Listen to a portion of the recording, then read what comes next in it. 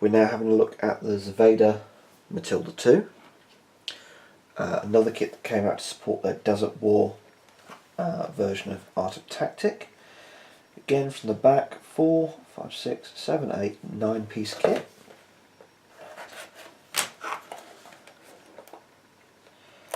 Let's crack it open and have a look. The Matilda II served throughout the entire war.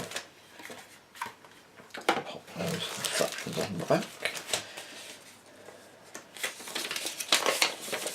The additional instructions inside, and a bit of a plug for their Art of Tactic game. But yeah, turret assemble separate from the hull. Hull is 3 pieces with the...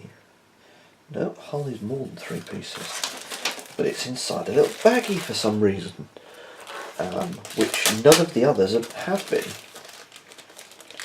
So, because it's 2 sprues, that's why. Okay, that's very nice and well cast. So if we have a look at these side by side, you've got the upper hull, the lower hull, and a spacer that goes in the middle, and the back. So this is all hull, turret top, side pieces with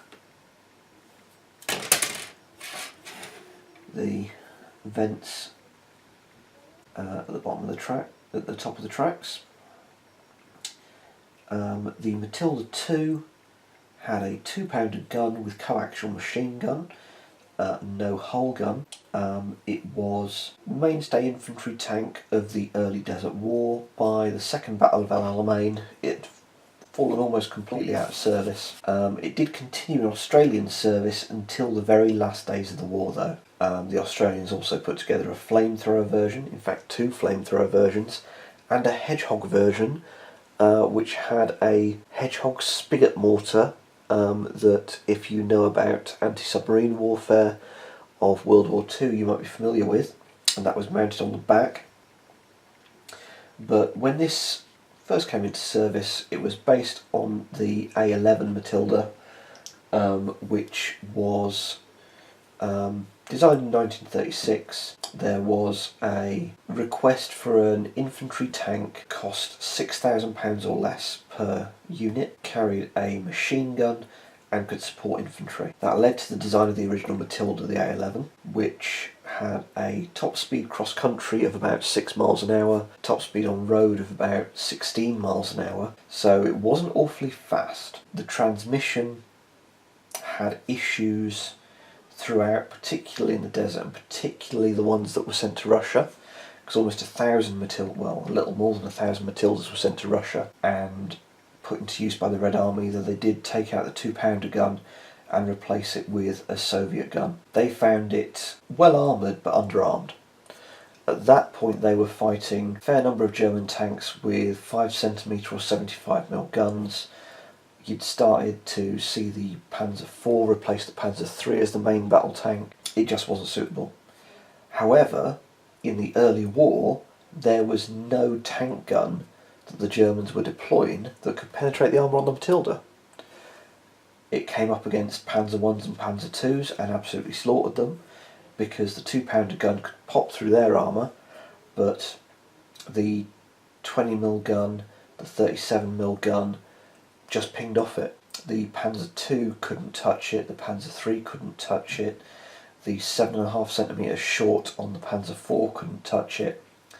The only thing that could penetrate the Matilda's armour in the early war from the front was the 8.8cm flat gun. It led to the first repurposing of the 8.8 as an anti-tank gun, which see constantly throughout the Desert War, and particularly in war games of the Desert War, where nobody ever uses 8.8mm anti-aircraft guns to actually shoot at aircraft. And in fact, using them as anti-tank guns involved removing a lot of the sights used to try and hit aircraft. But after a little while you start to get the 50mm anti-tank guns, the 75mm anti-tank guns deployed by the Germans, and the Matilda had its day. It was replaced in frontline service by the Valentine, though a few persisted in other roles, You've got the Scorpion flail tank, which was used for taking out mines, and you've got some in Australian service which did persist until the end of the war. A few of them were captured and repurposed for German service, but 1940, 1941,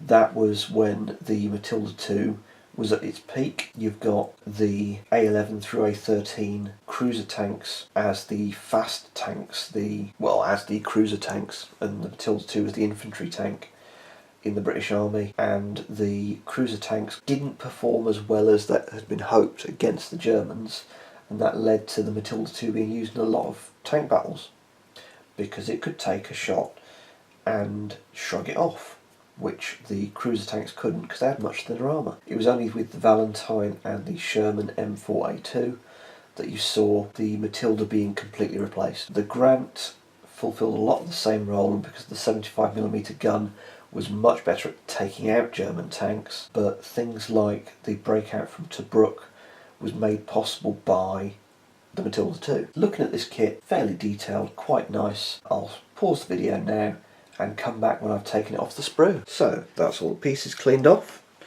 Let's start assembling the kit. I'll be using some standard plastic glue, and I'm going to start with the base, which is going to be this piece, and the tracks. I'll then add that on the top and this on the back. Let's start with a bit of glue on here, bit of glue on here, bit of glue on there.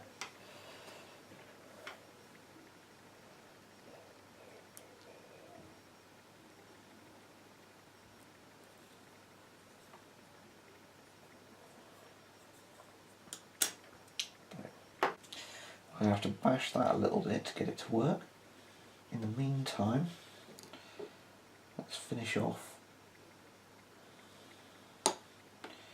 So,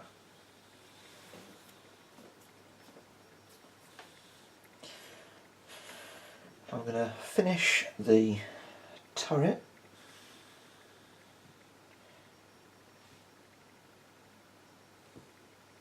I think it'll take a little while to get everything sorted for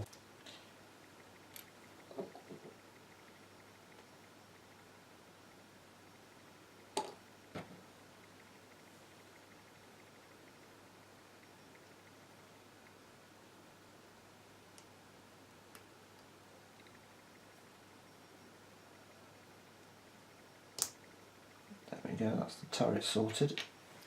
It'll take me a couple of minutes to put together the base because the problem's getting it to fit along here. So putting these on, which is in the correct place and lining up correctly with the base here, prevents this, which lines up this way. Aha!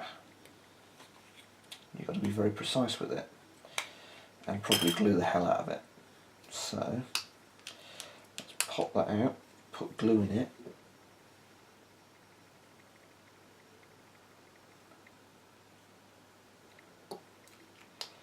pop it back in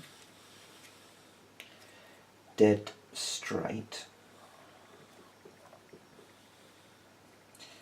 do exactly the same thing with the other side.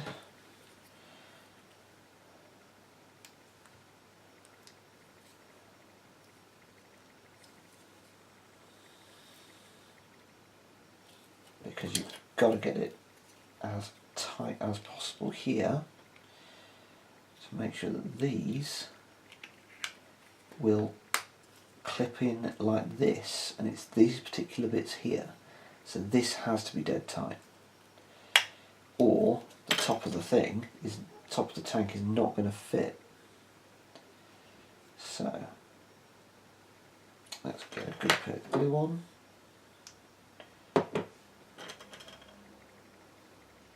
Let's glue this puppy down.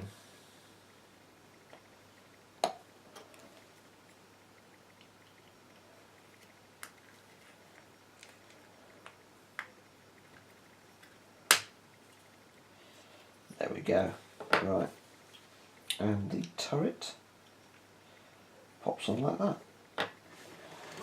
After a couple of teething problems, that's a very solid little kit. For comparison purposes, the Zvezda Honey and the Zvezda Panzer II. And you can see the difference between the more modern kits and this kit from a few years ago. The details are a little softer.